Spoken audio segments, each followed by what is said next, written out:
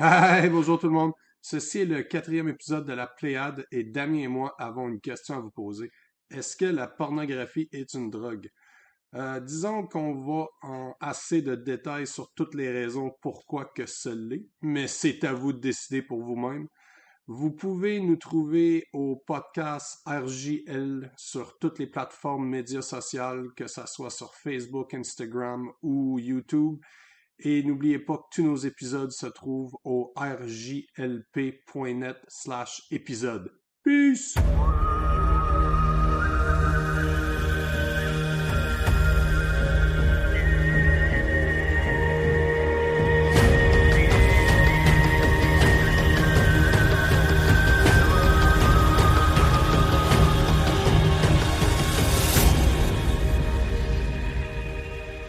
Bonsoir, bonjour, bon matin. Ça dépend, il est quelle heure. How you doing?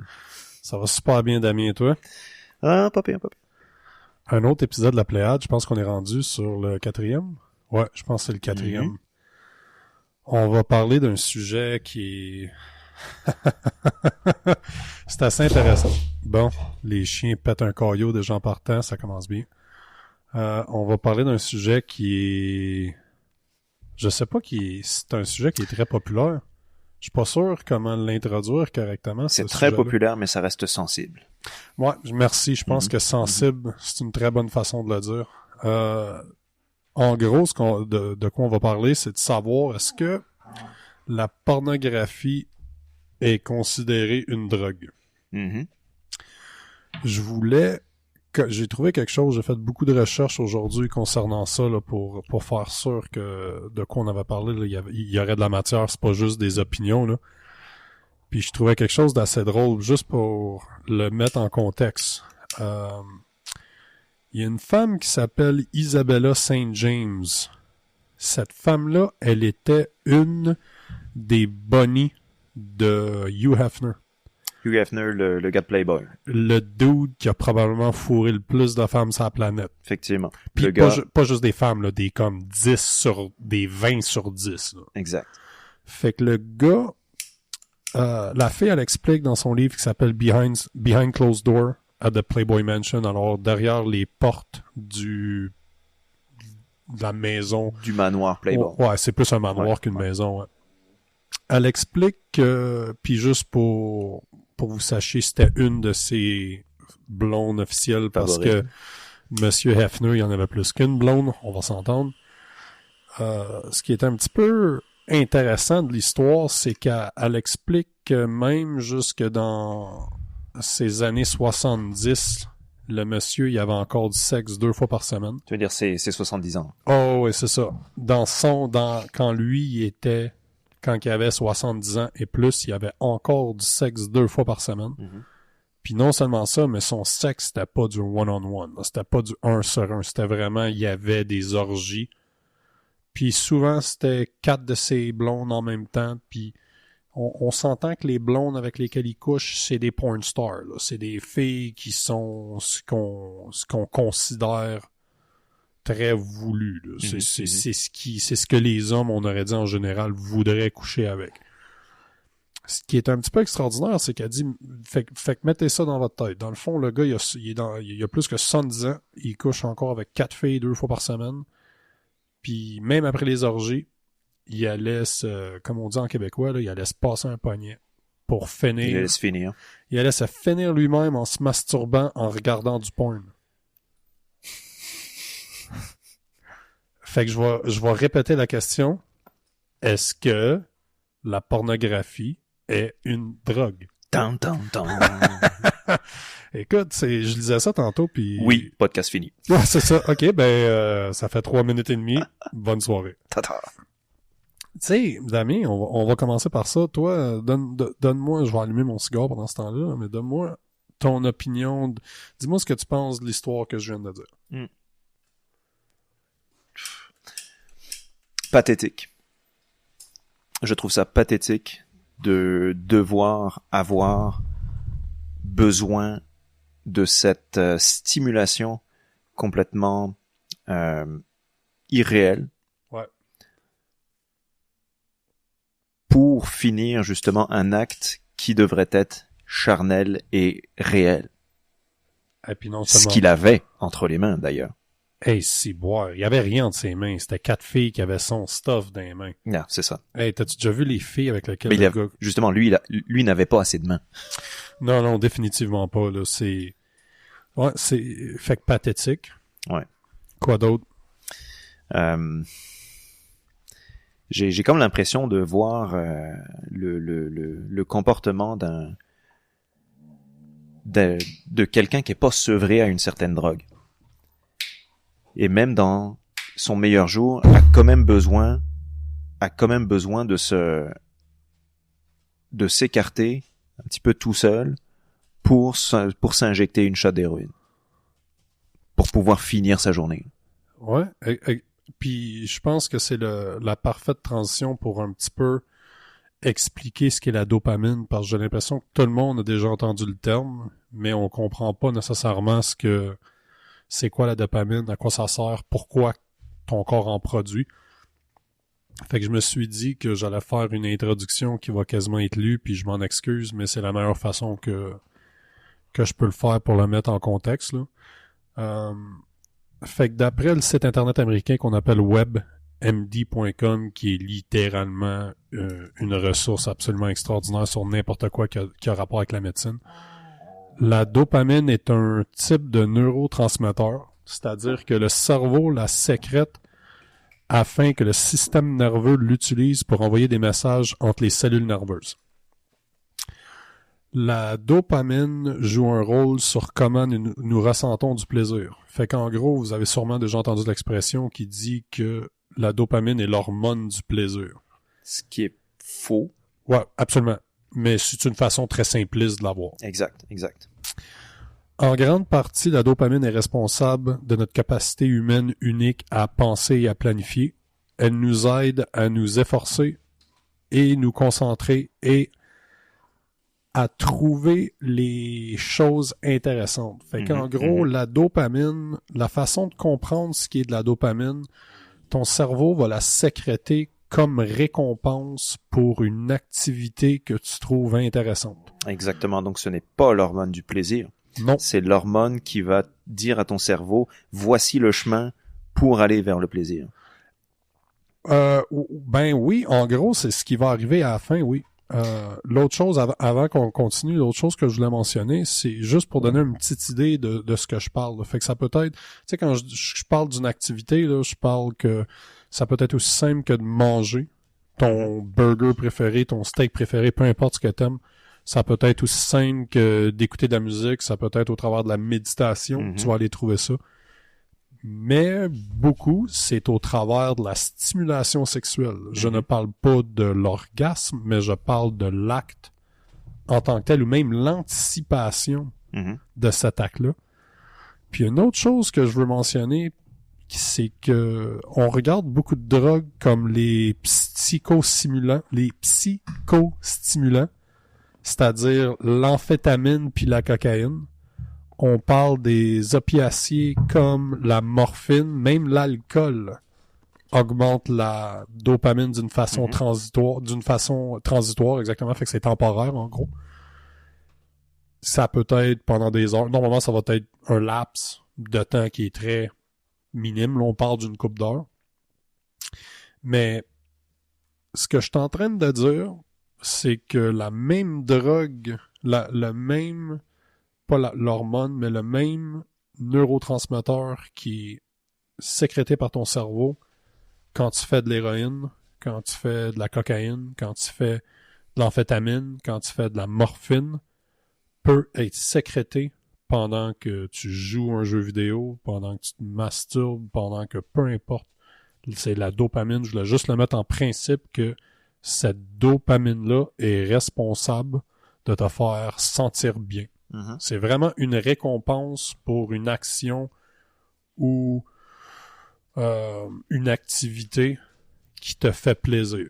Puis ce qu'il faut garder en perspective, là, on parle un petit peu de manière abrupte de quelque chose dont les gens sont peut-être pas forcément conscients, mais la dopamine, c'est une des hormones responsables de notre survie à travers les millions d'années que l'humain est là. Mm-hmm. La dopamine, c'est ce qui nous a permis de mettre en place des stratégies pour continuer à avoir la même nourriture qui se trouve toujours au même endroit.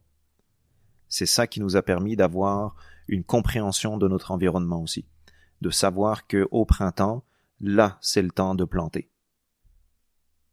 Parce que c'est justement le fait d'avoir vu des patterns, plutôt le schéma de la nature qui faisait pousser certaines plantes à partir du printemps, que nous avons été récompensés par le fruit ou peu importe ce qui poussait à l'automne ou à l'été.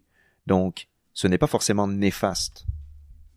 Et ce qu'il faut garder en tête aussi, c'est que pendant des millions d'années, l'humain a rencontré des éléments dans la nature de manière très rare, très raréfiée.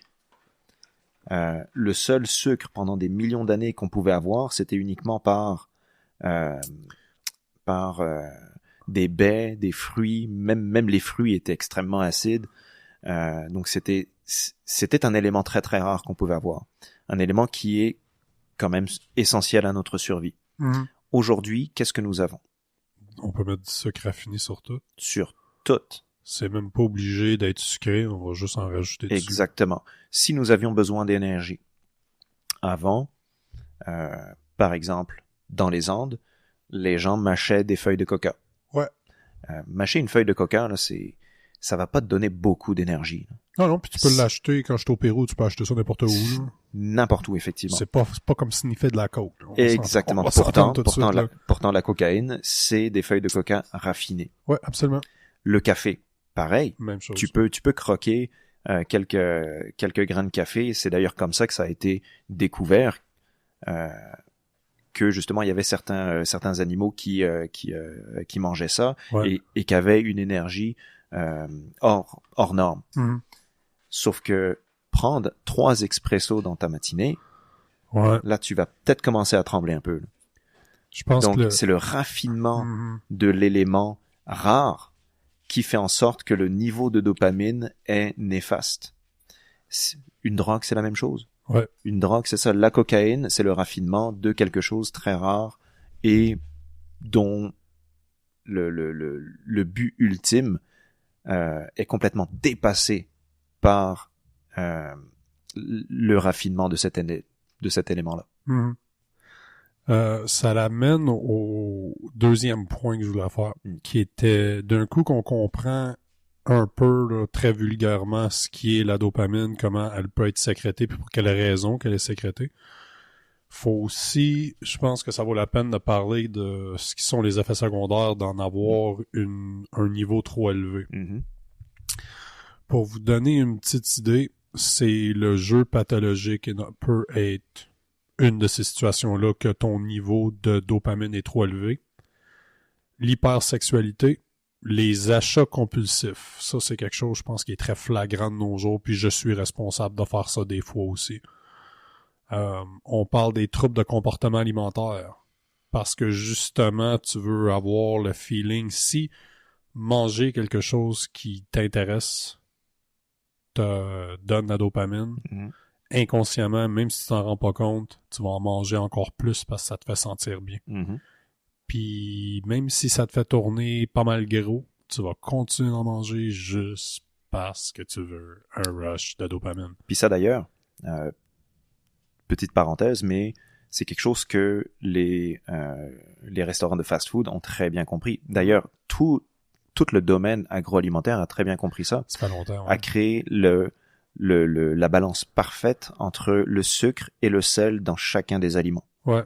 Et pourquoi? Parce que justement, ça crée ce boost en dopamine, ouais.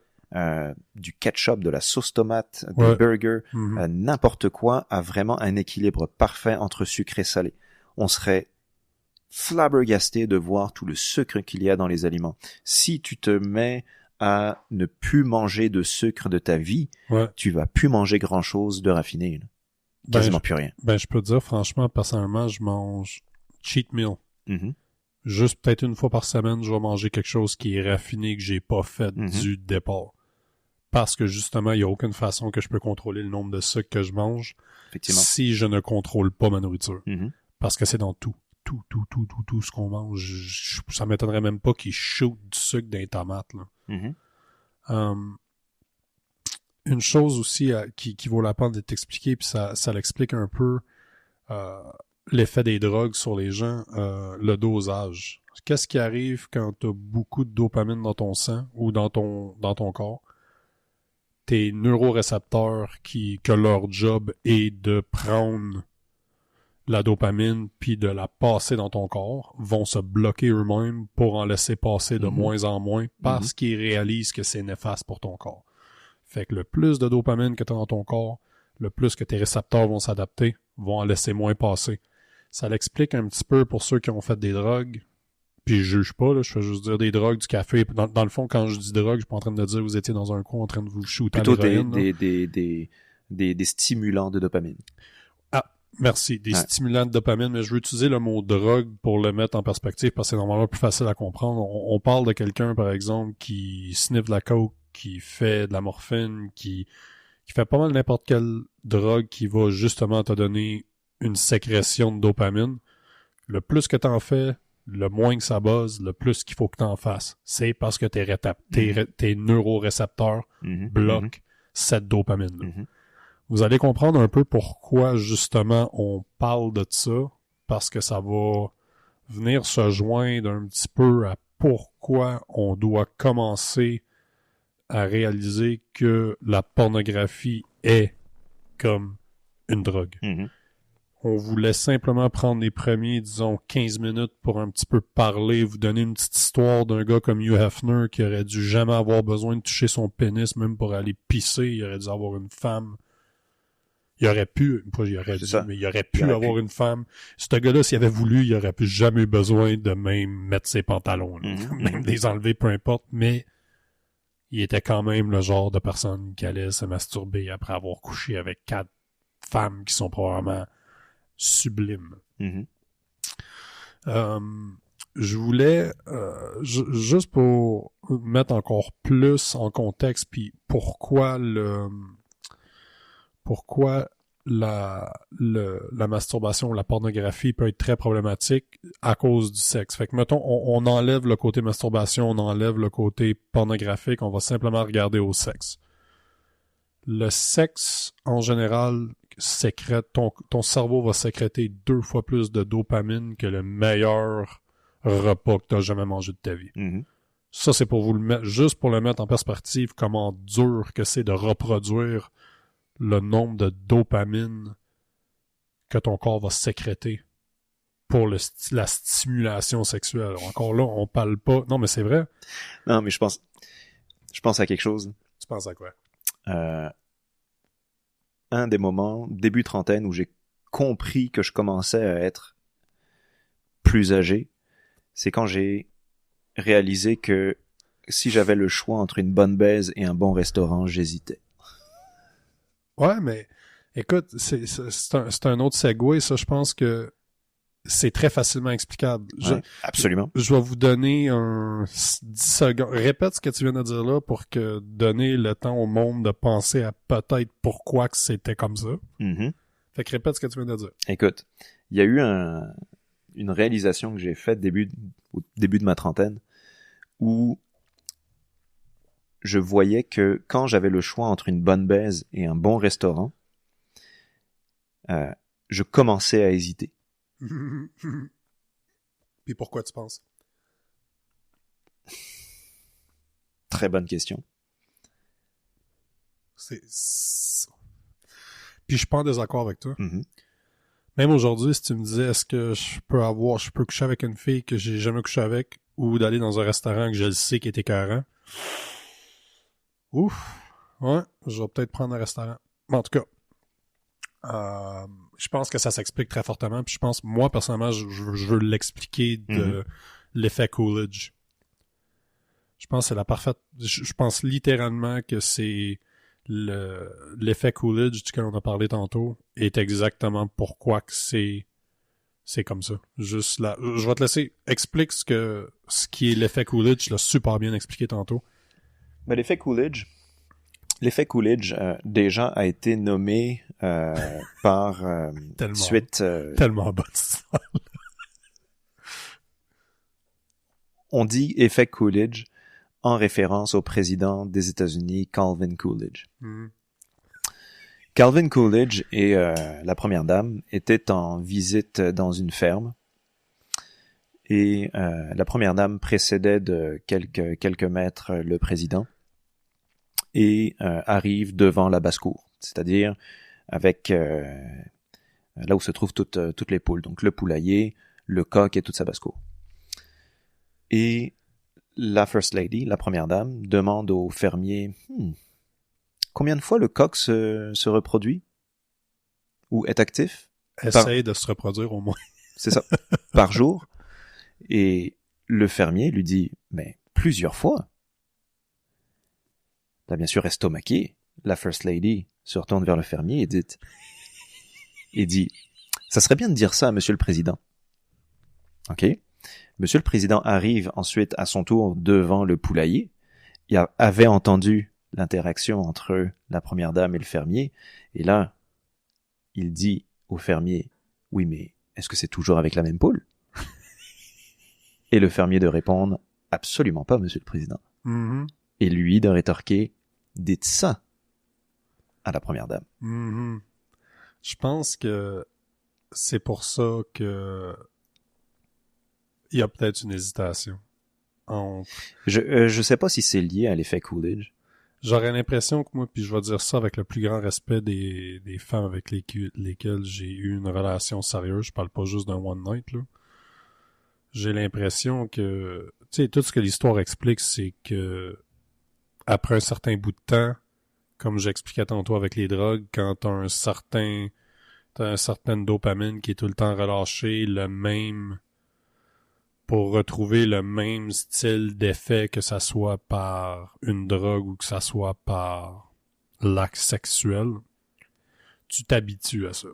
Tu t'habitues à la personne avec laquelle t'as du sexe ou lequel t'as du sexe, peu importe. Tu vas quand même t'habituer à ça. Fait qu'un petit peu ton effet Coolidge, c'est de la diversité. Mm-hmm. Puis il y a beaucoup d'études qui le démontrent, ça, qui vont démontrer que même avec des rats, s'ils veulent stimuler le mâle, ils vont juste insérer une nouvelle souris. Une nouvelle femelle. Puis non seulement il va être motivé à coucher avec la nouvelle, ou à coucher, je pense pas qu'il se couche. À se reproduire. À se reproduire avec la femelle, il va redevenir stimulé avec sa partenaire qu'il avait avant. Mm-hmm. Mais l'effet Coolidge sert surtout à illustrer le but ultime de la dopamine par rapport à la pornographie. Parce que ce qui stimule la dopamine dans la consommation de pornographie, ce n'est pas l'aboutissement de l'acte, c'est-à-dire l'orgasme et l'éjaculation, c'est surtout la stimulation qui mène vers ce climax-là. Et il y a eu bien sûr plusieurs études de fait, et une étude qui est phénoménale, c'était de comparer le niveau de dopamine avec le niveau d'intensité de l'érection des hommes qui regardaient de la pornographie. Et ils voyaient qu'il y avait toujours une baisse lorsqu'il y avait accoutumance à la même scène de sexe. Et lorsque, dans l'étude, il montrait une nouvelle vidéo, le niveau de dopamine monte et l'érection reprend. Avant, par contre, qu'on aille dans la pornographie en tant que telle, je pensais que on pourrait parler on va faire un petit segue avant de parler de... Parce que c'est pas nécessairement la pornographie en tant que telle qui est la problématique, puis c'est pas la masturbation qui est nécessairement la problématique. La problématique, c'est le médium sur lequel on consomme cette pornographie-là. Puis ce médium-là, on va pas se cacher, c'est l'Internet. Pourquoi, avant même qu'on parle de pornographie, pensez juste à Internet, que ça soit médias sociaux, que ça soit sur Amazon quand vous êtes en train de commander quelque chose, peu importe ce que vous décidez de faire sur Internet, tout est au bout de tes doigts. c'est un peu comme t'expliquais tantôt. On a raffiné. L'Internet est pareil comme ce que t'expliquais par rapport au café, que t'expliquais à la feuille de coca. On a vraiment pris quelque chose qui était plus long, qui prenait plus de temps, puis on l'a simplifié. Dans le fait de l'Internet, on l'a simplifié, c'est comme si on le raffinait, dans le fond. C'est tellement simple pour nous. Une livraison qui prend maintenant 1 semaine, c'est long. Puis je suis quelqu'un qui commande sur Internet, j'attends plus que 2 jours, je suis comme what the fuck? Pourquoi que c'est aussi long? Puis ça te met une mauvaise humeur. C'est ce que je veux apporter, c'est de prendre conscience que pensez à votre Instagram, pensez à votre Facebook, pensez à Twitter, peu importe. Le fait que vous preniez votre téléphone, que vous voyez des alarmes sur Facebook, juste ça, on est rendu à un point que ça va sécréter, votre cerveau aller sécréter de la dopamine. Juste parce que vous êtes heureux, vous voulez aller voir c'est quoi ces alarmes-là. La même chose, là, on écoutait un documentaire tantôt, Damien et moi, par rapport à OnlyFans. Puis je pense que c'est une parfaite façon d'expliquer. Personnellement, je savais c'était quoi OnlyFans, mais j'ai jamais compris le principe en arrière, j'ai jamais utilisé, je comprends pas pourquoi que le monde utilise ça, mais le documentaire qu'on regardait, justement, on fait des bons points par rapport à la façon que les créateurs de OnlyFans, le monde en arrière de ça sont extrêmement intelligents, parce qu'ils utilisent, comme tu disais, d'un fast-food, d'une place de fast-food qui ont la parfaite mixture de sucre, de sel, parce qu'ils savent que ça va sécréter le plus de dopamine possible. Puis non seulement ça, mais l'association que tu vas faire peut-être tu t'en rends pas compte que ça génère, que ça sécrète de la dopamine dans ton sang, mais ton inconscient s'en rend compte. Puis toi, tu peux juste passer à côté d'un McDo, tu vas te rappeler de la dernière fois que tu étais là, comment bien que tu t'es senti après avoir mangé le burger, puis ça va vouloir te laisser, ça va te... Écoute, juste une petite anecdote, là. Moi, je fais du jeûne intermittent, et de temps en temps, je fais des jeûnes de 3 jours. Des fois, 1 journée, 2 jours, le maximum que je fais, c'est 3 jours. Je me rappelle une fois, j'étais à la fin du 2e jour. Et juste de l'eau, right? Juste de l'eau, effectivement.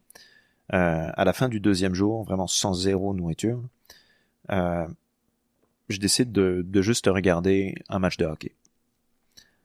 Sont-ils assez sexy, les joueurs de hockey, ça? Non, c'est pas ça? Non.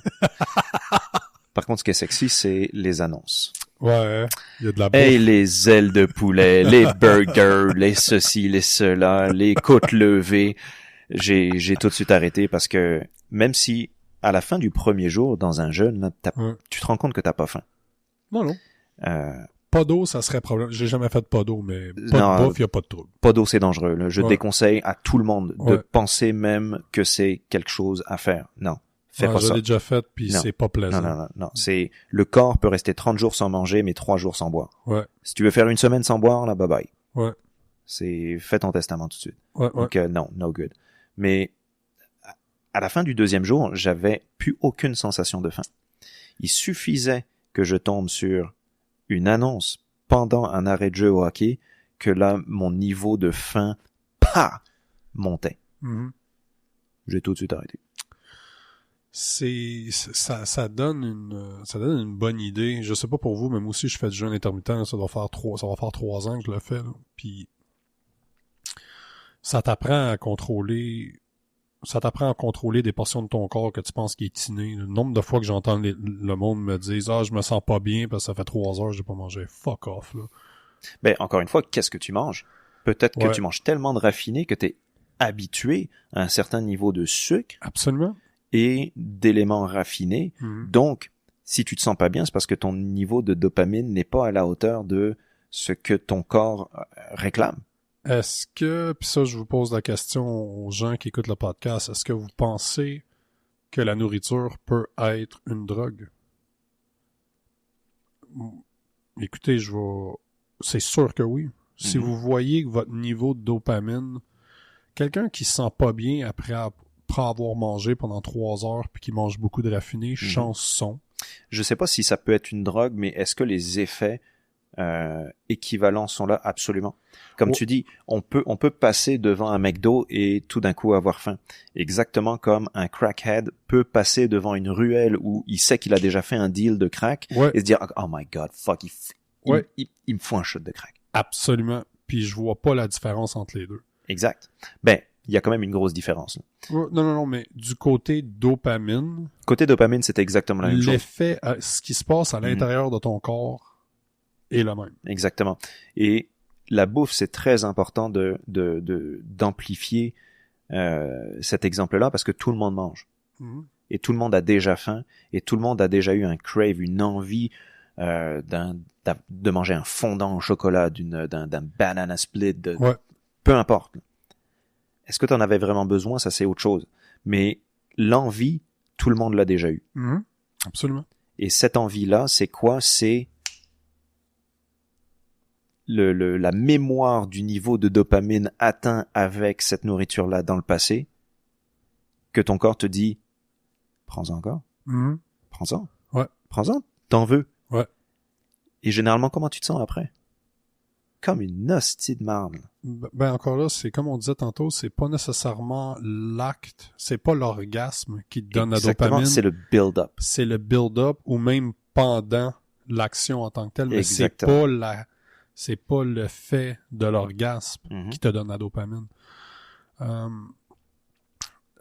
De quoi je voulais parler avant qu'on parle de nourriture, c'était du fait, c'est d'un petit peu mettre en perspective ce que l'Internet nous permet de faire. Pensez à, comme je disais tantôt, à vos alarmes Facebook, que ce soit médias sociaux, TikTok, Facebook, Instagram, peu importe ce que vous consommez, là. Mais... Ce que vous consommez. Ouais, c'est une bonne façon de faire. Bien trouvé. Ouais. Fait que imaginez, vous prenez votre téléphone dans vos mains, puis vous êtes sur votre Instagram.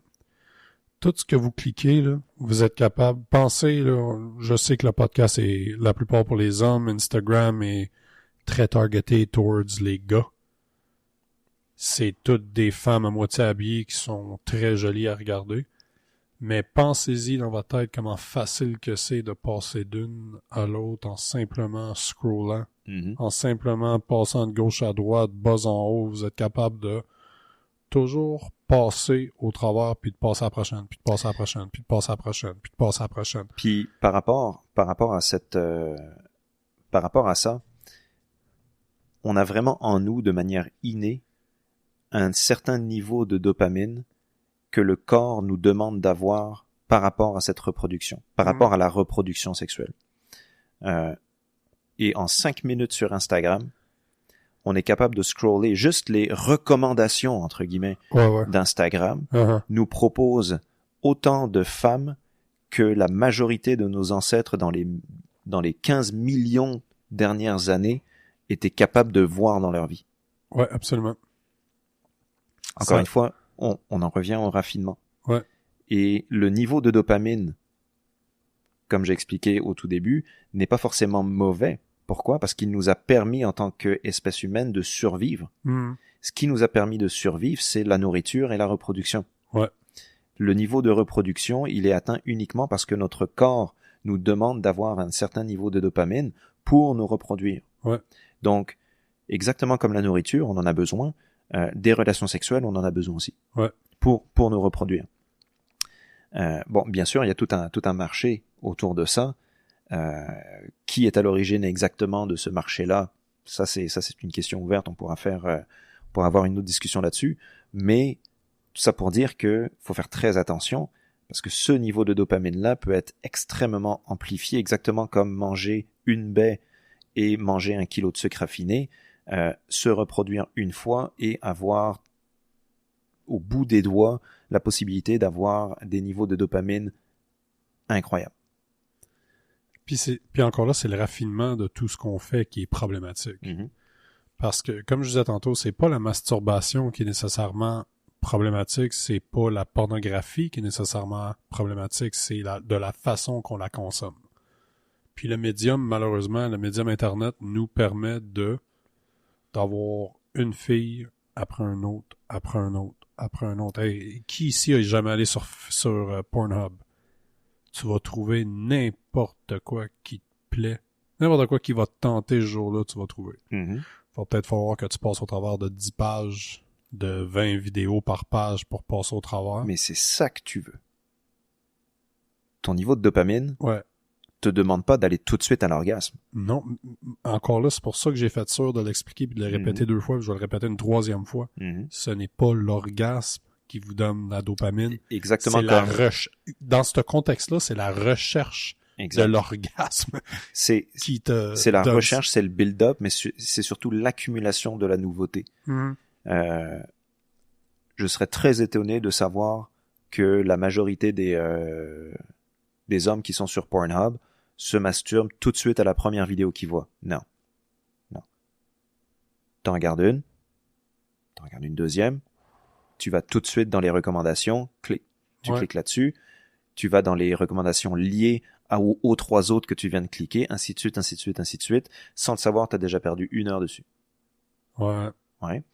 Combien de fois les gens maintenant, que ce soit hommes ou femmes, quand ils sont sur Facebook, rafraîchissent la page? Juste avec un scroll down et Toujours, tu relâches. toujours. Tout le temps. Ce qui est stimulé, c'est la nouveauté. Enfin, non, ce qui est stimulant, c'est la nouveauté. Ouais. Tout le temps. L'effet Coolidge. Ouais. Le coq, il a pas juste une seule poule. Il Non. a tout le poulailler. Il a toute une basse-cour. Puis exactement ça, comme on disait tantôt, le fait d'introduire une nouvelle partenaire ou une nouvelle femelle dans le cas d'un coq, c'est ça qui remonte sa dopamine, qui va même le rendre plus intéressé par sa compagne qu'il avait déjà. C'est ça qui est absolument extraordinaire quand tu y penses. Je ne sais pas si faut aller en plus de détails. Je sais pas jusqu'à combien de détails tu vas aller comparativement à ça, parce que je pense qu'on a expliqué un petit peu la dopamine, on a un petit peu expliqué où la dopamine, à quoi sert cette dopamine-là, c'est quoi l'effet de cette dopamine-là. Je voulais, avant qu'on transige à quelque chose d'autre, j'ai trouvé un graphique tantôt que j'ai trouvé absolument hallucinant, là. Puis ça revient à la question laquelle que j'ai posée au départ, demandant si la dopamine, pas la dopamine, excusez-moi, si la pornographie est considérée une drogue ou devrait être considérée une drogue, ou est-ce que c'est une drogue. Puis j'ai trouvé un graphique qui explique un petit peu, qui compare la pornographie à la cocaïne. Puis je voulais juste prendre le temps d'en parler un peu, là, juste pour vous donner des comparatifs. Puis on s'entend, c'est très haut niveau de quoi je parle, là. Je suis pas un médecin, là. Mais en général, ils ont certains comparatifs, puis je voulais justement en présenter une coupe. Puis un des comparatifs avec lequel ils commencent, c'est sur l'âge. L'âge moyen, puis on va parler aux États-Unis, ils ont un plus grand marché, fait que les statistiques sont normalement pas mal plus évoluées de ce côté-là, mais on compare à l'âge à laquelle les gens en général sont exposés à la pornographie comparativement à la cocaïne. Ils disent que l'âge moyen de la première fois que quelqu'un est exposé à la pornographie, c'est 11 ans, comparativement à un 19 ans pour la cocaïne. On parle aussi de l'étendue de la pornographie comparativement à la cocaïne. Ce que je veux dire par ça, c'est comment facilement c'est possible d'obtenir un des deux. Le reach en anglais, je sais pas comment est-ce que tu le traduirais. J'appelle l'étendue, mais... la facilité d'obtention. Ouais, la facilité d'obtention, ouais, je suis d'accord. Fait que pour le côté de pornographie, c'est 99% du monde par l'âge de 18 ans ont été exposés à la pornographie. Ça veut dire, techniquement, on va s'entendre que tout le monde a été touché par la pornographie à un certain point par l'âge de 18 ans. Pour la cocaïne, on parle de 16%. Usage. Qui utilise justement cette pornographie-là comparativement à de la cocaïne? On parle aux États-Unis, dans le coin de 24 millions de personnes vont admettre à utiliser de la pornographie. Quand on y pense, là, ils disent que pour les adultes, fait que n'importe qui en haut de 18 ans, c'est 1 sur 10 consomme la pornographie. Je dirais que c'est pas mal plus que ça, mais mettons qu'on croit les statistiques. Du côté de la cocaïne, on parle de 1,5 million. Fait qu'on parle de 0,6%. Puis c'est probablement un petit peu plus élevé que ça, pareil comme pour la pornographie, mais considérant l'âge à laquelle on est exposé à la pornographie, qui est 11 ans comparativement à 19 pour la coke, 99%. Comment est-ce que tu as dit ça encore? Pour le reach, comment est-ce que tu appelles? L'accès, ouais. T'as 99% du monde ont eu accès à la pornographie par le temps qui ont 18 ans, 16 pour la coke. 24 millions de personnes en consomment comparativement à 1,5% pour de la coke. Il y a un médecin j'ai trouvé une cotation d'un médecin tantôt. Une citation. Cotation. Je vais essayer de la trouver. Ah, there we go.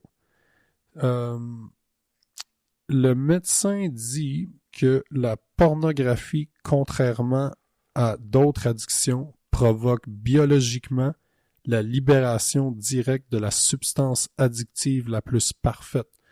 On parle du docteur Satinover, qui est un psychiatre. Autrement dit, elle provoque la masturbation, ce qui provoque la libération des opioïdes naturels. C'est une chose que l'héroïne ne peut pas faire. Pensez-y pendant une seconde. Puis non seulement ça, mais pensez à, comme je viens juste d'expliquer, l'accès. Littéralement, je pourrais mettre le podcast sur pause, ramasser mon téléphone, aller dans les toilettes puis aller me crosser. C'est comment facile que c'est. Alors que si t'étais un héroïnomane, ben déjà t'es dans le bois, donc... ça serait un petit peu plus dur. T'as pas le cul sorti des ronces, là. Non. Mais je pense pas qu'à 100 km à la ronde, là, t'en trouves. Je serais pas capable d'en trouver. Si tu me demandais en ce moment, en toute franchise, là, je serais pas capable d'en trouver. Mais comment facile d'obtention que ça serait pour moi de trouver de la pornographie. Mm-hmm. Puis, si tout le monde a un petit peu une image du côté néfaste des drogues, justement stimulatrices de dopamine, je pense pas que les gens ont vraiment de représentation du côté néfaste de la consommation de la pornographie. On va quand même avoir une bonne idée des dommages collatéraux par rapport... écoute, en ce moment, il y a comme un scandale, je pense, avec Pornhub, qui s'est retrouvé à diffuser de la pornographie juvénile, pédophile, ignoble. Il y a aussi plusieurs cas de maltraitance, de viol, tout simplement. Ouais. Donc, tous ces effets-là, tristement, on les connaît. Ouais, c'est pas étonnant que ça arrive. Exact. Ouais. Mais maintenant, quels sont les effets sur les consommateurs? Parce qu'il y a bien des gens qui ont pris peut-être de la coke 1 ou 2 fois. C'est pas pour moi. C'est pas pour moi. Ou alors, oui, c'était nice, mais comme, nah, c'est bon. I'm good. Non, c'est ça, je veux dire, c'est pas pour moi. C'est tried it. Whatever. Mais surtout, sur les 99 personnes aux États-Unis, puis dans le monde occidental, je pense que 99%, ouais. Les chiffres doivent être similaires. Quel est l'effet néfaste sur eux? Ben écoute, justement, comme je disais tantôt, j'ai fait des heures et des heures de recherche tantôt pour essayer de trouver des chiffres, là, puis une des choses qui expliquait, c'est que la pornographie va causer, puis ça revient un petit peu à l'histoire de Hugh Hefner tantôt. La pornographie te permet d'expérimenter et de trouver quelque chose pour tes plus gros fantasmes. Et non seulement ça te permet de trouver réponse à tous tes fantasmes, ça t'expose à plein de choses que tu n'avais aucune idée qui existaient, qui vont devenir des fantasmes. Mm-hmm. Fait qu'imagine que cette personne-là est non seulement dans une relation,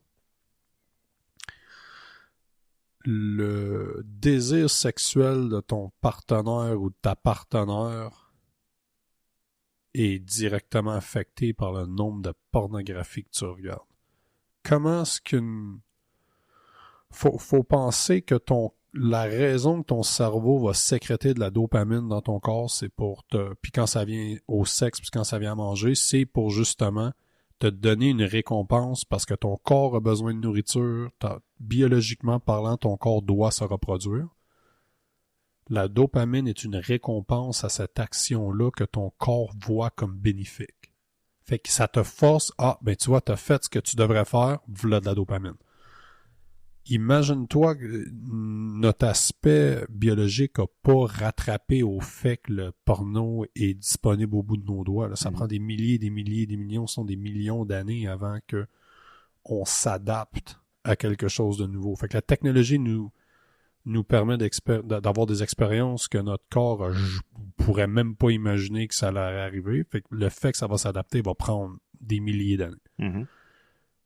Comment peux-tu comparer de être non seulement capable de sortir ton téléphone, de non seulement trouver le style de porno exactement ce que tu veux regarder au bout de tes doigts, t'as pas personne d'autre à satisfaire que toi-même, puis ça peut être extrêmement rapide si tu trouves ce que tu cherches. Ouais, effectivement, puis moi je vois d'autres points extrêmement négatifs. Puis ça, c'est d'un point de vue évolutionnaire, évolutif. Évolutionnaire, je pense que ça serait... Peu importe. Pendant des millions d'années, 330 millions d'années, la vie a suivi le même schéma de reproduction dont on a parlé. C'est-à-dire que ton cerveau, là, il est pas mal habitué à 330 millions d'années. Tout d'un coup, tu regardes du porn. Puis tu regardes pas une vidéo, encore une fois. Tu regardes, je pense que le nombre moyen de vidéos regardées, c'est 12 ou 13.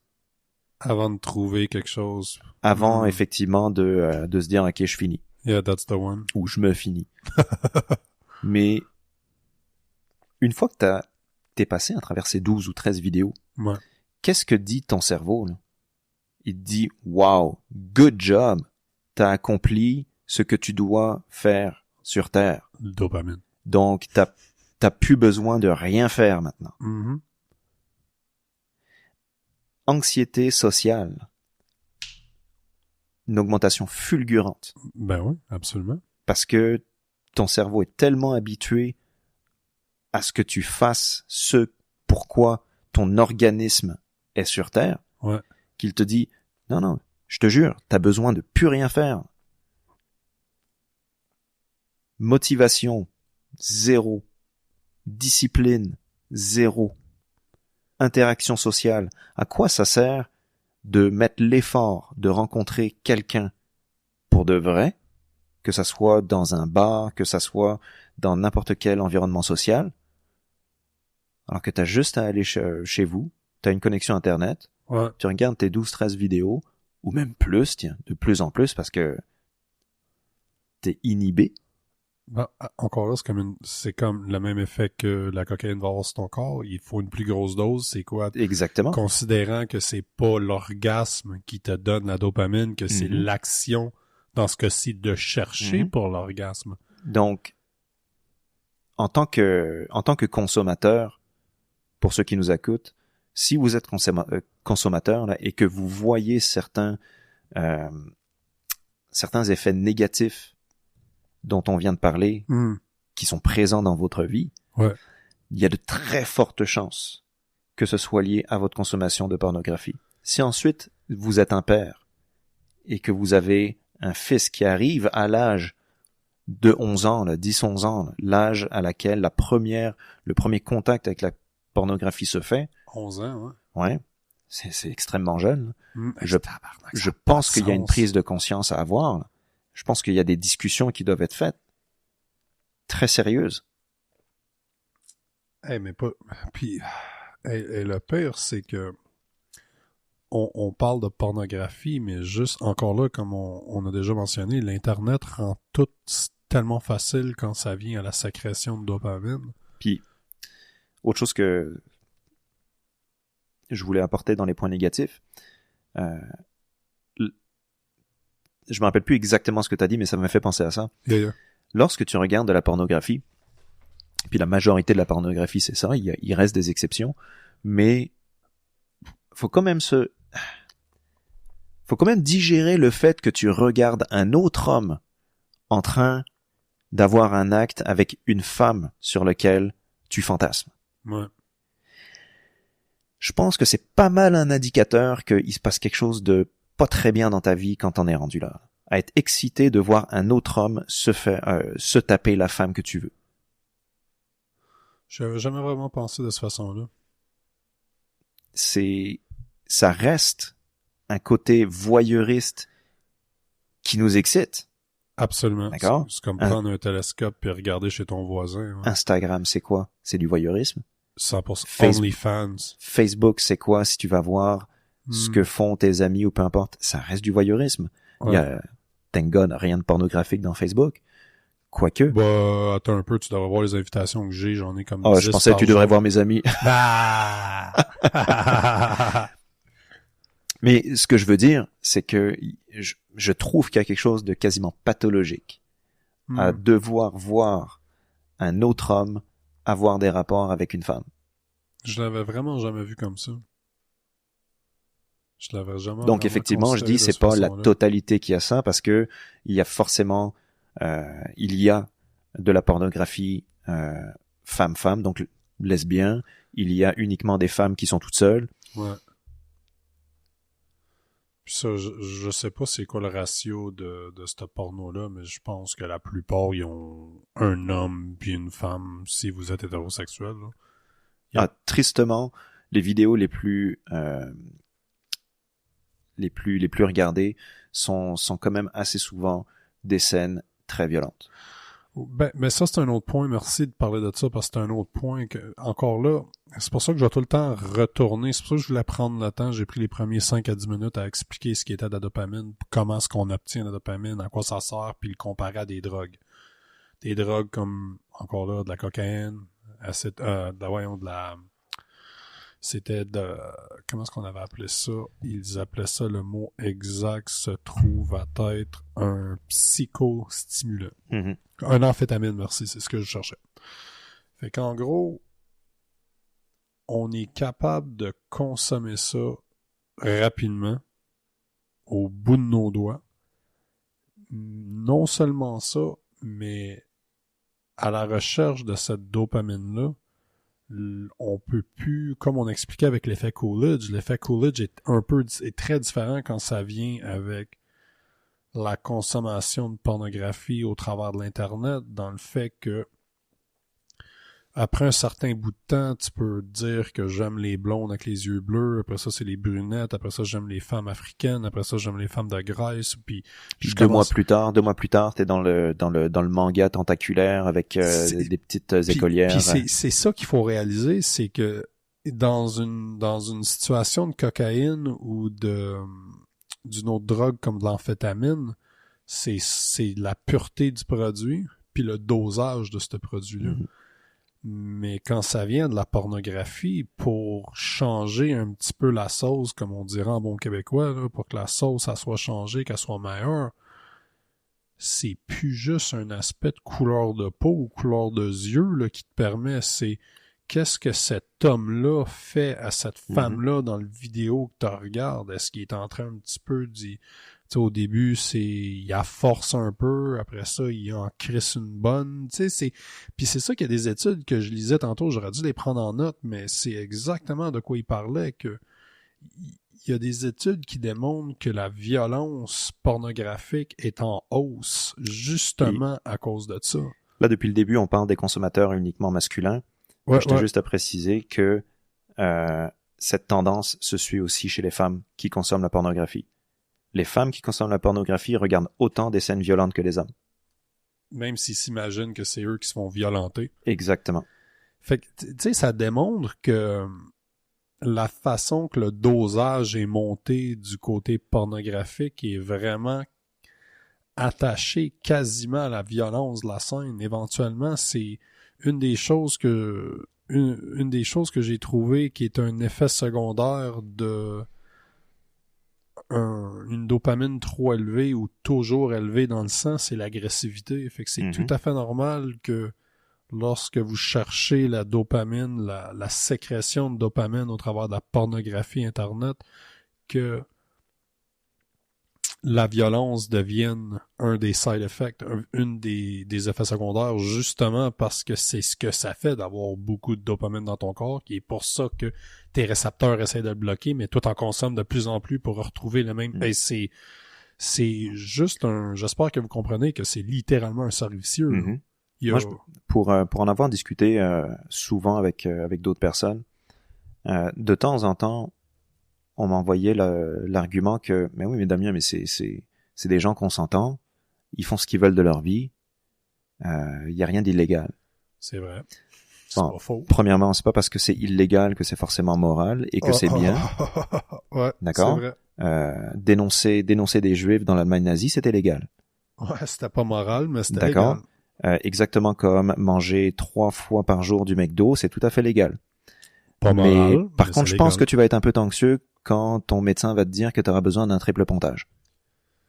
Ouais, mais on n'est pas rendu au point qu'on voit la pornographie de cette façon-là non plus. Exact, et c'est pour ça qu'on en parle.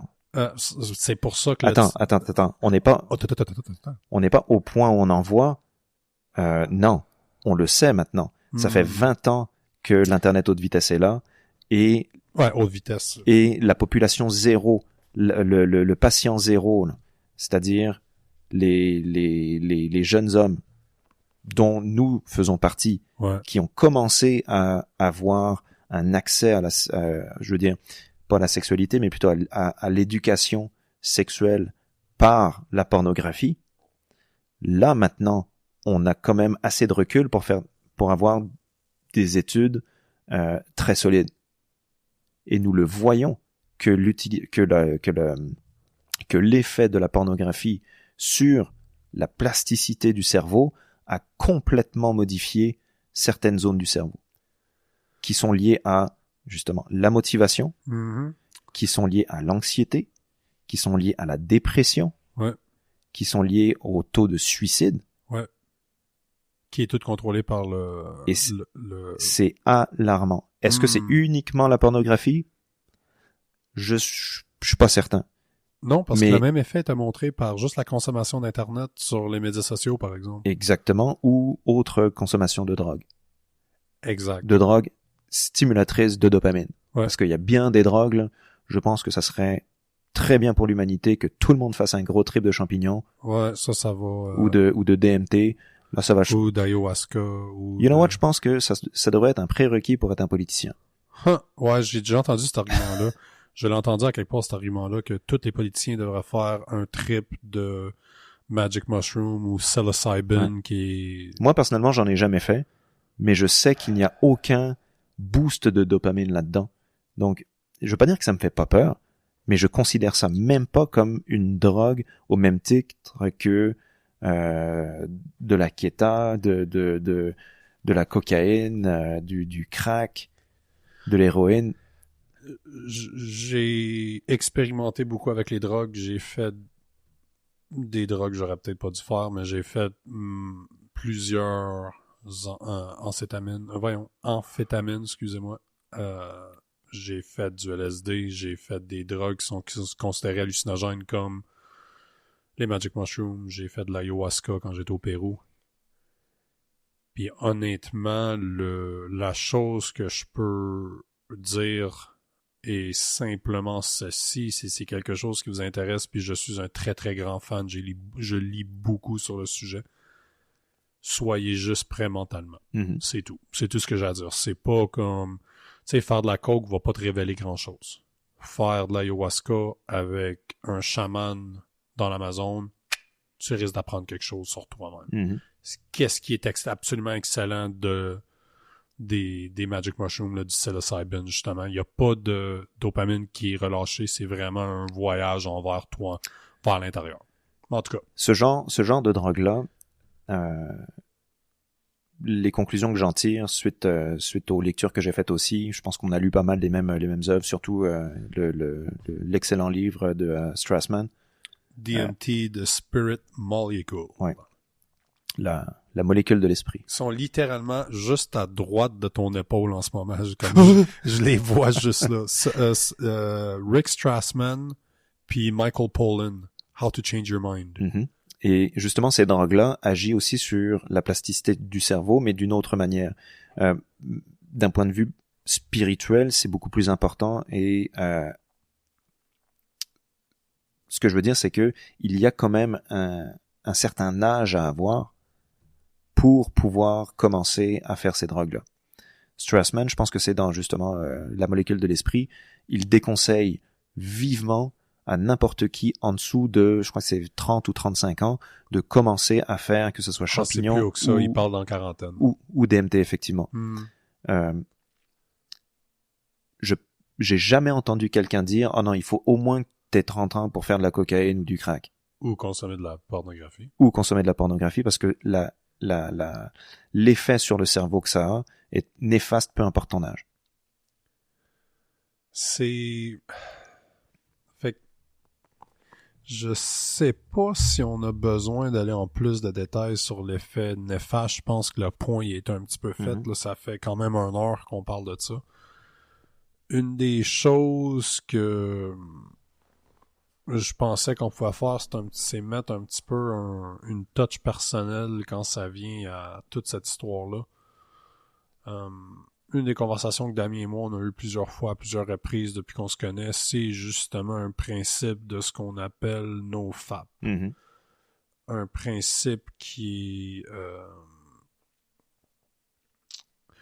on peut pas littéralement vous parler pendant 1 heure de quelque chose qu'on considère néfaste, qui est comme une drogue qu'il faut un petit peu se réveiller aux conséquences de nos actions, sans vous donner l'opportunité, au moins vous présenter peut-être une solution. Une solution, ou alors finir sur une bonne note. Là. Fait que le NoFap. Ben écoute, ça, je pense que c'est quand même important de terminer sur une bonne note et surtout sur sur des conseils. Définitivement. Sur des conseils comment essayer de sortir de ce cercle vicieux là s'il y en a qui sont dedans, ou alors même s'il y en a qui sont pas dedans, comment complètement éviter ça. Donc le NoFap, c'est un mouvement, on va dire, là, qui existe depuis quand même plusieurs années maintenant. Ouais. NoFap, ça veut simplement dire pas de masturbation. Mais c'est pas juste pas de masturbation, il y a certains niveaux au NoFap. Le premier niveau du NoFap, c'est tout simplement arrêter la pornographie. La masturbation est encore, je vais pas dire autorisée, mais tu peux encore te masturber, tu peux encore avoir des relations sexuelles autant que tu veux, tu peux éjaculer autant que tu veux, mais vraiment le mot d'ordre, c'est zéro pornographie. Donc aucune stimulation externe autre que ton imagination et une autre personne physique, réelle, qui est en même temps avec toi. OK. Le deuxième niveau, donc en plus de la pornographie qui est proscrit, c'est la masturbation. Mais par contre, tu peux encore jouir à travers d'autres types de stimulation, que ça soit la méditation, que ça soit il y a certaines contractions tantriques que tu peux faire pour stimuler un certain climax pour arriver à l'orgasme. Et bien sûr, avoir des relations sexuelles n'est pas prohibé. Le troisième niveau, c'est ce qu'on appelle le monk mode. Là, c'est vraiment rien du tout et aucune éjaculation. Ouais, ça, pas de sexe, pas de masturbation, pas de pornographie. Ouais, ça c'est fucké, ça. Ça c'est fucké et je pense que c'est très extrême. Moi personnellement, je suis pas pour ça. Je suis pas contre la masturbation, je suis juste contre la consommation de pornographie. Moi personnellement, je suis dans le deuxième. Ouais. Je ne consomme pas de pornographie. Toutefois, je n'ai absolument rien contre le fait d'éjaculer, mais pas dans un comment dire, pas dans un pattern systémique ou plutôt systématique de masturbation. La manière dont je suis arrivé là, j'étais en couple il y a pas mal d'années maintenant, environ 5-6 ans. je consommais de la pornographie et je me masturbais. Mhm. Et mes interactions sexuelles avec cette demoiselle-là n'étaient pas à la hauteur de mes attentes. Fait que le sexe, c'était pas excellent. Non. Moi, je trouvais que j'étais pas excellent. Oh, ok, ouais, ça c'est un petit peu différent, ça. Et de ce fait, l'acte en soi était médiocre. Puis, je me disais, qu'est-ce qui arrive? La fille avec qui je suis, elle est extrêmement belle, elle est très désirable, on a beaucoup de sexe, mais c'est pas extraordinaire. Je me suis pas posé la question très très longtemps parce que je savais très bien que c'était ça. Donc j'ai commencé par arrêter la pornographie. Ça s'est légèrement amélioré, mais je me masturbais toujours. Mais pas de porno. Pas de porno, effectivement. Okay. Par la suite, pour aller encore plus loin, j'ai eu une discussion avec cette demoiselle-là. Je lui ai dit, ce que j'ai entre les jambes, c'est ta responsabilité. Ce que toi t'as entre les jambes, c'est ma responsabilité. Donc j'arrête complètement de me masturber. On va voir ce qui va se passer à partir de là. Ça a pas pris une semaine que le sexe était féerique. Ça a tout changé. Donc encore une fois, les gens qui nous écoutent, si vous trouvez que dans votre couple, le sexe n'est pas à la hauteur, peut-être qu'il y a une consommation de pornographie on the side qui est à proscrire. Et en plus de ça, peut-être que dans votre temps mort, vous avez des habitudes de masturbation qui sont hors normes. Et encore une fois, je suis pas contre la masturbation. C'est très naturel pour les humains de se masturber. Ouais. C'est quasiment même nécessaire. Notre biologie nous demande de le faire d'un point de vue évolutif. Ça d'ailleurs, c'est très intéressant. J'ai une théorie excellente là-dessus.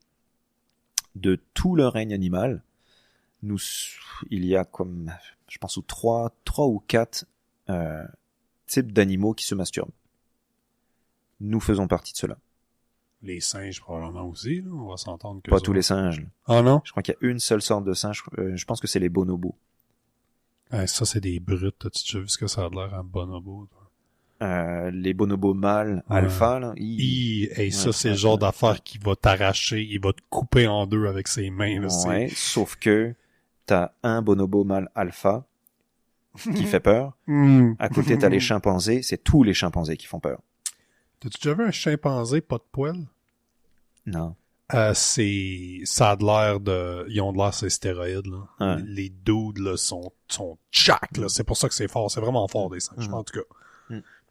Donc, on fait partie des extrêmement rares espèces animales qui se masturbent. Autre chose en commun que nous avons avec ces espèces d'animaux, c'est le cycle de fertilité des femelles de ces animaux-là. Ouais. Nous avons évolué d'un cycle qui était annualisé à un cycle qui est mensualisé. Ouais. C'est-à-dire que en société, nous sommes constamment entourés de femmes dont le cycle est mensuel. On n'a aucune idée, ou plutôt tout le monde, toutes les femmes peuvent être fertiles autour de nous. Ouais, t'es toujours capable de trouver une femme fertile dans ton entourage, dans le fond. Exactement. Puis, je dis dans notre société, faudrait plutôt ramener ça à des millions d'années d'évolution. Donc, au lieu d'avoir notre biorhythmie sexuelle masculine qui est en phase avec 2 ou 3 semaines dans l'année où là, nous devons nous reproduire, nous sommes constamment entourés de partenaires éventuels qui sont tout le temps fertiles. Individuellement, elles ne sont pas tout le temps fertiles, mais il y a tellement de disparités et de possibilités que tous ces partenaires-là sont fertiles. Si tu cherches, tu vas trouver une partenaire fertile dans ton environnement. Exactement. Donc, nous, les hommes, nous avons été modelés un petit peu par cette nature-là comme étant provider, donc fournisseur de matériel reproductif constamment. Donc, lorsque nous n'avons pas d'interaction, nous sommes quand même appelés par Mère Nature à il faut que ça sorte, il faut que ça sorte, il faut que ça sorte. Ouais. Maintenant, il faut que ça sorte. Moi, personnellement, même si j'ai rien contre la masturbation, je pense qu'il y a des bénéfices personnels à moi de jouir le moins possible. La transmutation. Effectivement, la transmutation. Mm-hmm. Même si je ne me masturbe pas d'une manière systémique, ça veut pas dire que je garde tout le temps. J'ai quand même développé des techniques pour arriver à ce climax-là. Ouais. La technique la plus simple, c'est de ne rien faire absolument, ça va sortir anyway. Ouais. Tout d'un coup, on va se réveiller, puis hop, c'est sorti. Comme si t'avais 15 ans encore. Effectivement. Et avec certaines techniques, on peut avoir un rêve lucide très intéressant. Et je me suis rendu compte que les rêves lucides érotiques tournent autour de la barrière des 80 jours. Ça se reproduit à chaque... Non. À partir de 80 jours sans aucune éjaculation, je comprends. là, puis ça encore, c'est personnel. On est ça tous peut être différents, ouais. exact. Ça peut être avant ou même après pour d'autres. Uh-huh. Mais à partir de 80 jours, dans mon cas, là, il y a vraiment une stimulation interne. Mon organisme me dit, ça doit sortir. Pour... je veux faire sûr de l'indiquer. Je voulais faire... j'ai parlé à Damien avant le podcast. Je voulais faire sûr qu'il parle un petit peu. Puis j'aimerais ça avant que je parle un petit peu de mon expérience personnelle que tu mentionnes. Ça fait combien de temps que tu fais ça exactement? Ça fait un bout de temps. Là. J'ai commencé en 2018, comme septembre, à la fin de l'été 2018. Fait qu'on est décembre 2020. Fait que ça fait 2 ans et genre 3 mois. Effectivement, au début, pour moi, c'était très important de compter les jours. Ouais, c'est important, ouais. Exact. Ça n'est plus pantoute aujourd'hui. Pourquoi? Là. Parce que je me suis donné un défi. Je m'étais donné un défi à l'époque. À l'époque, j'avais entendu, je pense que c'était sur Joe Rogan, il parlait du NoFap et il disait qu'en ce moment, il y avait un défi 90 jours. J'ai fait 90 jours, fuck it, je fais 100 jours. Pas de problème, ouais. Et effectivement, j'ai fait 100 jours. C'est pas évident. Vraiment pas évident. Ouais, je pense que le maximum que j'ai fait, puis ça, je vais l'avouer en ondes, pas vraiment en ondes, sur enregistrement, je vais l'avouer que je suis pas comme Damien, j'ai des faiblesses quand ça vient à ce côté-là. J'ai fait 2 mois, je pense, le plus longtemps que j'ai fait sans rien. J'ai tendance à le faire pendant un bout de temps, puis là, je relâche, puis là, je le refais pendant un bout de temps, puis là, je relâche, puis je vais vous avouer que avec les heures de recherche, puis les documentaires qu'on a regardés, parlant justement du sujet de la dopamine qui est sécrétée par rapport à la pornographie puis les problématiques qui peuvent en arriver, je suis en train de me convaincre un peu que je dois vraiment recommencer à faire attention à ça. Mais encore une fois, si c'est 1 ou 2 fois par semaine, moi personnellement, je trouve qu'il n'y a aucun problème. Si par contre, tu es obligé de te masturber, moi c'était mon cas, j'étais obligé, je devais le faire pour trouver le sommeil.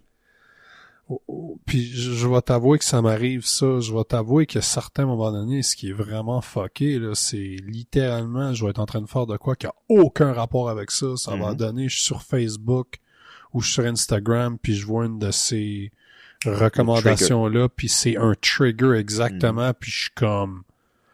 À ce point-là, là, c'est littéralement, je me sens comme un crackhead que sa dopamine est tellement rendue basse qu'il a besoin de la remonter. Je me sens comme un addict.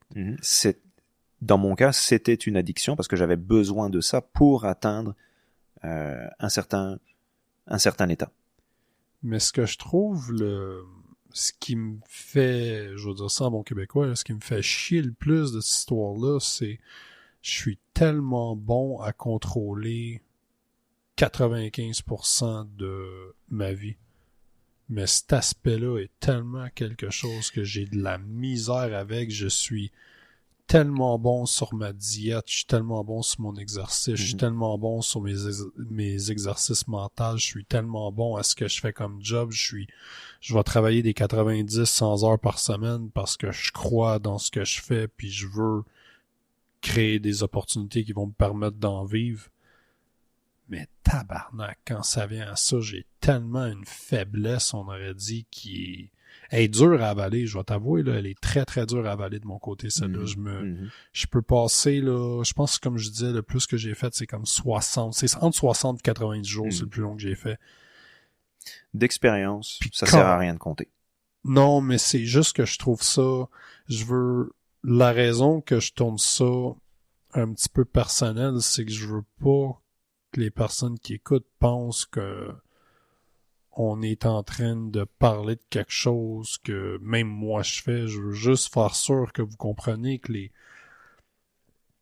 pour réitérer un petit peu l'idée de la Pléiade, c'est pas d'être parfait, c'est de vraiment comprendre qu'on a toutes des problèmes, on a toutes des choses qu'on voudrait améliorer, puis ce qu'on essaie justement de faire, c'est de devenir des meilleurs hommes, puis les sujets, tu sais, penser que les sujets que Damien et moi, on apporte, c'est des sujets que moi et lui, on a approchés 50 fois, c'est pas 100 fois, on en parle tout le temps.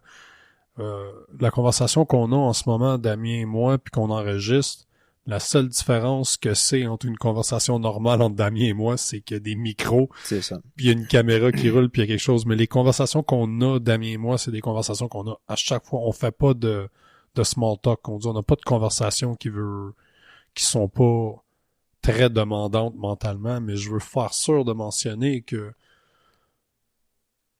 les choses duquel on parle, on est 100% confiant, on est 100% conscient comment difficile, c'est pas simple. Excusez-moi, c'est très simple de qu'on parle, mais c'est pas évident de le mettre en pratique. Ouais.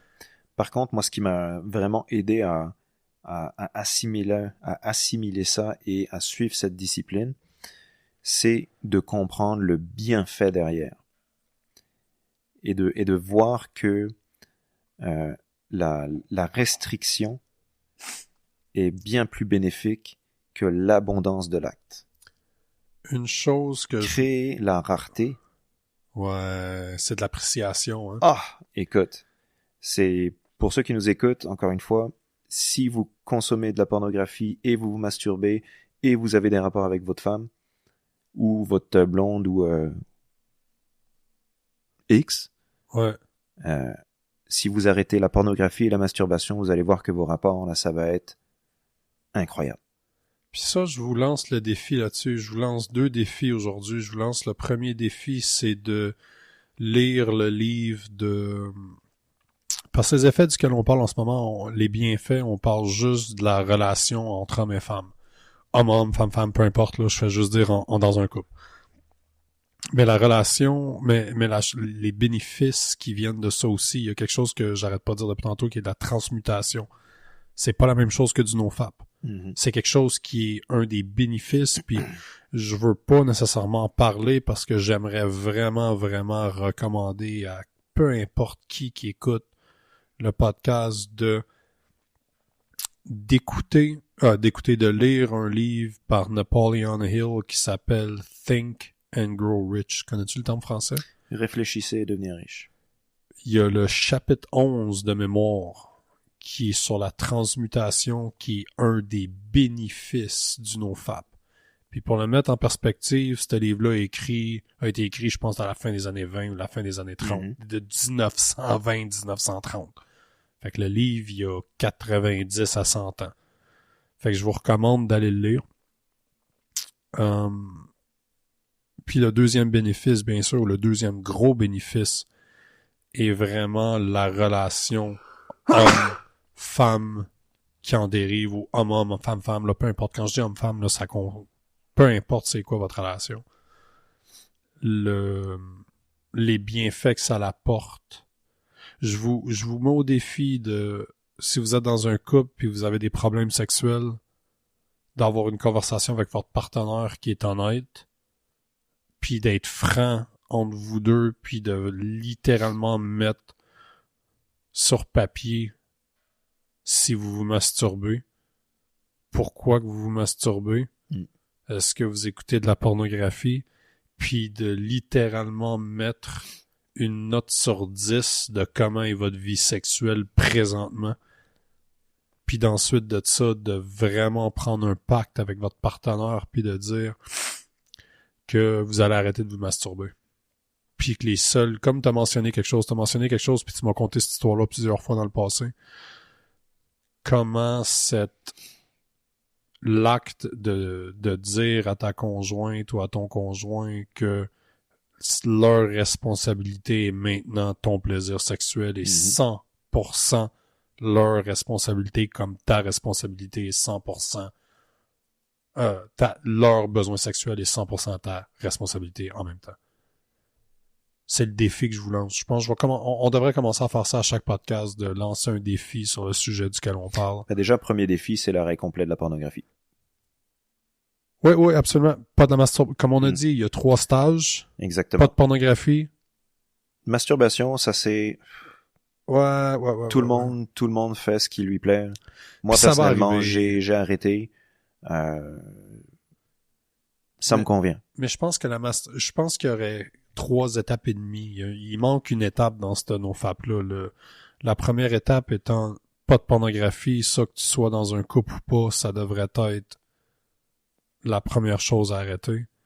Mais si t'es dans un couple, la masturbation devrait arrêter. À moins que ça soit une masturbation avec ta partenaire puis un certain extase de voir ta femme se masturber pendant que toi tu te masturbes.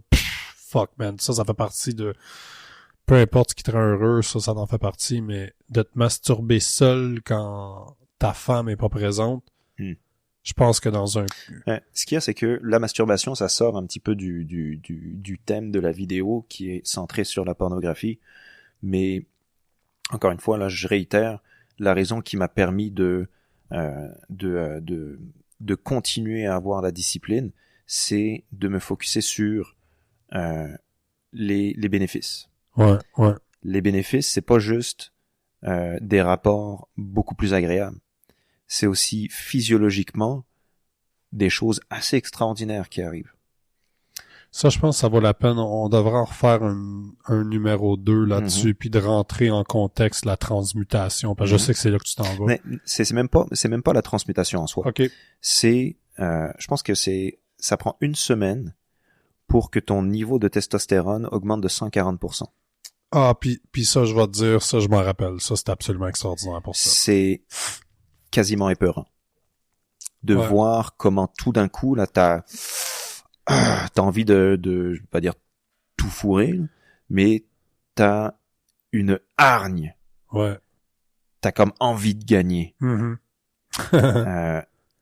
Après un autre certain temps, puis il y a tristement plein de sites internet qui vont dire au bout du 2e jour, il passe ça, au bout du 3e, that's bullshit, that's fucking général. Bullshit. Exact. Puis ces sites-là, c'est quand tu scroll down, au bout du 1000e jour, il se passe... Non, c'est... Ouais.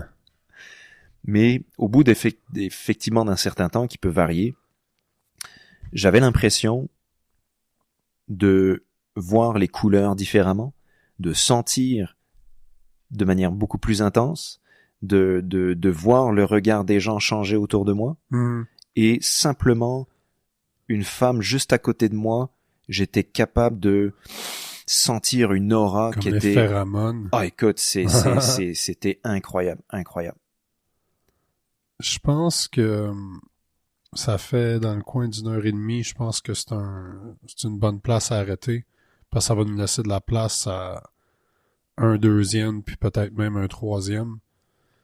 Une chose que je voudrais rementionner, je vais commencer à le mentionner à chaque fin des podcasts de la Pléiade, et vraiment, si vous voulez avoir une plateforme qui est privée où on peut continuer le style de conversation ou le style de sujet puis le tourner en conversation, il y a le groupe La Pléiade qui existe sur Facebook, c'est privé, puis je suis désolé mesdames, mais c'est un groupe le rôle de la Pléiade est quand même, ou le but de la Pléiade est vraiment de créer de meilleurs hommes.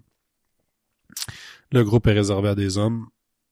mais je serais curieux si vous voulez me contacter en privé ou me contacter sur la page du podcast en tant que tel. Je suis toujours content de parler avec n'importe qui a une opinion. Mais pensez on a créé un groupe qui permet ce style de conversation-là où je peux comprendre que vous n'êtes pas nécessairement confortable de parler de ça avec votre blonde, votre femme, puis peu importe qui est dans votre famille ou vos amis. Fait que puis c'est d'ailleurs la raison pour laquelle c'est uniquement réservé aux hommes. Ouais. Entre hommes, nous n'avons pas les mêmes conversations. Non. Et nous n'avons pas la même ouverture à aborder certains sujets que lorsqu'il y a des femmes. Il y a tout le temps plus une petite gêne. Hein? Et effectivement, s'il y a ne serait-ce qu'une seule femme dans un groupe, ça change complètement la dynamique et l'aisance avec laquelle certains sujets sont abordés ne serait peut-être pas aussi souple. Puis c'est vraiment... Damien et moi sont deux des modérateurs, si on peut dire, de ce groupe-là. Puis l'idée, c'est d'avoir des échanges entre hommes qui n'ont pas nécessairement la même opinion. Puis qui est un petit peu ce qu'on cherche. Là. C'est vraiment... On veut avoir des échanges sur des sujets qui sont considérés controversés. Puis on veut permettre une plateforme où on est capable d'avoir les conversations qu'on n'est pas capable d'avoir nécessairement avec nos amis. Puis bien souvent, on n'est pas tous d'accord. Là. Bon, écoute, même tantôt, toi puis moi, on parlait de quelque chose qu'on n'était pas d'accord du tout, puis mais c'est ce que ça l'a empêché d'avoir une conversation qui était respectueuse, d'avoir une conversation qui a permis à moi, ça m'a permis à mieux de comprendre, puis je pense que ça t'a permis à mieux comprendre comment je suis. Puis on n'est pas là pour dire qui a raison, qui a tort, c'est vraiment juste encore là. Notre seul but est de permettre à des hommes de s'exprimer en toute liberté, puis espérons que dans le processus, ça nous permet de devenir des meilleurs hommes. Je pense qu'on va finir là. Tout ce que j'ai besoin d'entendre, c'est la façon que tu dis... Moi, j'ai un mot de la fin. Oh, oh, oh, oh, oh! Un mot de la fin. Vas-y, Damien, qu'est-ce que t'as à dire? Stay away from porn. Ouais. Tata.